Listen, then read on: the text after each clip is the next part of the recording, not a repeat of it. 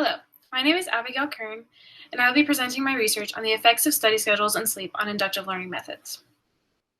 The research question for this project is as follows. In the case of inductive learning, is a resting period between encoding and retrieving information more useful when it is comprised of nocturnal sleep or a period of wakefulness involving a normative daily routine?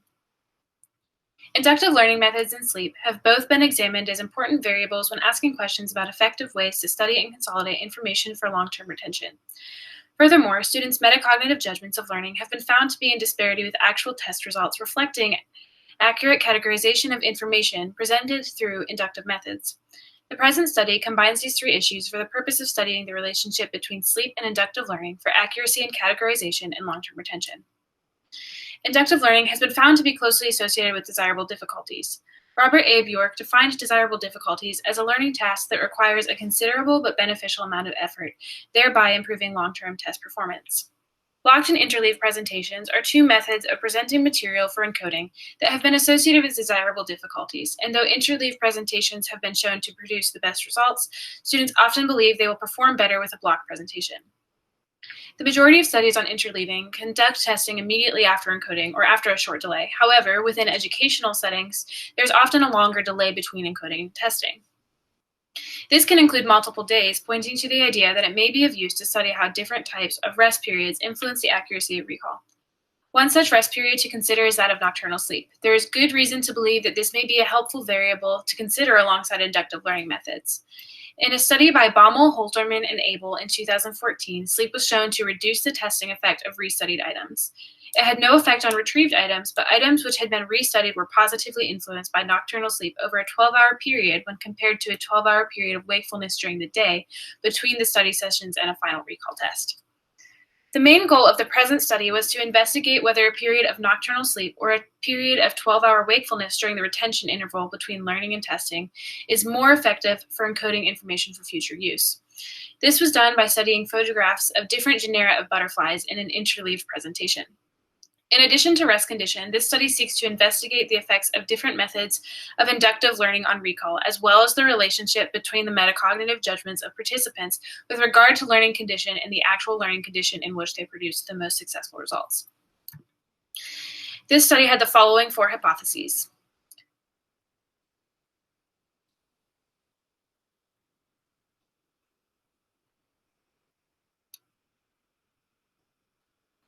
These hypotheses were constructed based upon data from previous research studies and combined ideas from research focused on effects of rest periods on testing and types of study schedules. 68 students from Covenant College were recruited using convenience sampling via flyers advertising the study, which included extra credit for the participation of students enrolled in psychology courses. The study used a 2x2 mixed subjects design to measure the two independent variables and their two levels, which are seen here. For the rest condition, which was conducted between subjects, participants were randomly assigned into equal groups. Both had 34 participants. Participants were shown exemplar photographs of different categories of butterflies in two different phases. Following the learning phases, participants had a 12-hour rest period before returning to take a test on the butterfly species which they had previously encoded. Participants in the waking group encoded information in the morning and tested in the evening. And participants in the sleeping group encoded information in the evening and tested the following morning. The stimuli used were taken from a study on interleaving as a tool in inductive learning conducted by Birnbaum, Cornell, Bjork, and Bjork in 2013. Within the first phase, butterfly category exemplars were presented in blocked order, where all exemplars of a particular species were presented together, one after the other. One such species was the admiral species, which can be seen here. Each photo was presented for 10 seconds with a blank white slide in between exemplar photos. Following a brief break of 60 seconds, the encoding period continued with the second learning phase. This phase presented the exemplars in an interleaved fashion, where the exemplars of categories were mixed together in a random order. Identical to the blocked presentation, each exemplar was shown for 10 seconds before the next exemplar was shown with a blank white slide in between. Following the learning phases, participants were told to proceed to their respective resting periods. The test utilized a multiple choice quiz format. Participants were given a sheet of paper with the questions, and the corresponding photographs were presented one at a time via PowerPoint to control for the possibility of participants attempting to compare different photographs. Participants were asked to circle the correct species for the corresponding butterfly photograph. Following the test, participants were given a full explanation of blocked and interleaved learning presentations and were asked which learning style they felt that they retained more information from. A two-way ANOVA was used to analyze the set of data from this experiment. Figure 1 shows the average quiz scores for each rest condition, as well as the average scores for each learning presentation. The quiz had a total of 3 possible points for each learning condition, with a possible 6 points total. Hypothesis 1 was supported by data from the study that showed a significant difference between quiz results from the sleep and wake conditions. As predicted, participants within the sleep condition scored higher on the quiz than participants within the waking condition. Hypothesis 2 was also supported by significant differences between scores from the testing of interleaved items and scores from the testing of blocked items. The data showed a numerical trend where the sleeping condition and interleaved presentations of learning produced the highest quiz scores, but there was no interaction. Thus, hypothesis 3 was rejected on the basis that there was no statistical significance.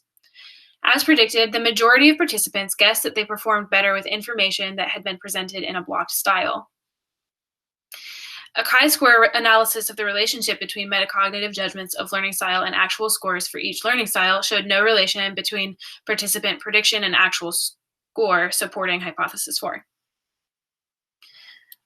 The goal of the current study was to investigate the effects of different types of rest periods as well as different inductive learning methods on the recall of categorical items.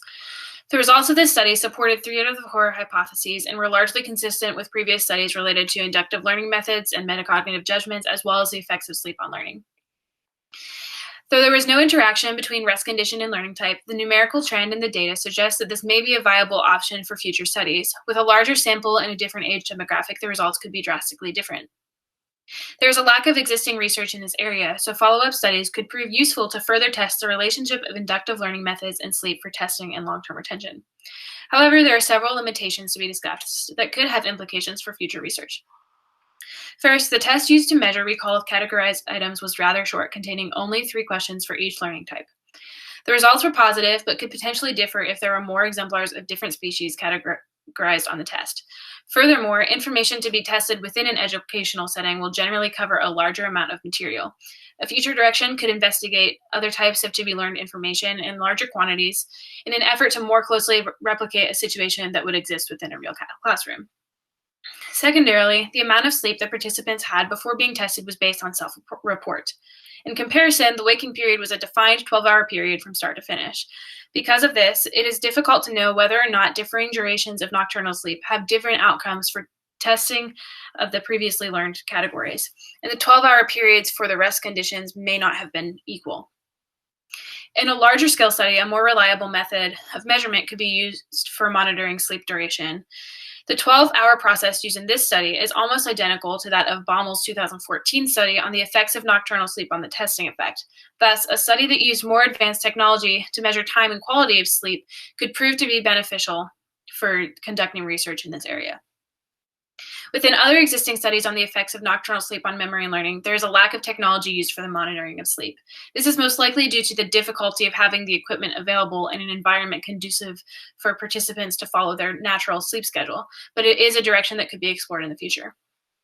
Another limitation and possible future direction to be considered from this study is that the present method was only tested after 1 length of time delay.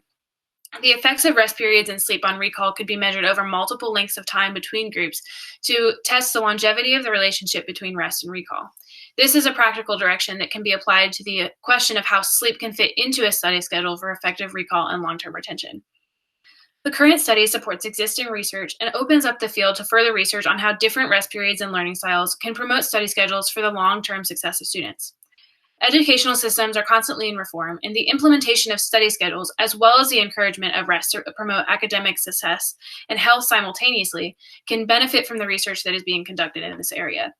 With the combined efforts of the educational system and those conducting the research, reforms that impact the lives of students in ways that go beyond the classroom can be set into motion. Thank you very much for your time. The next slide has all of my references on it.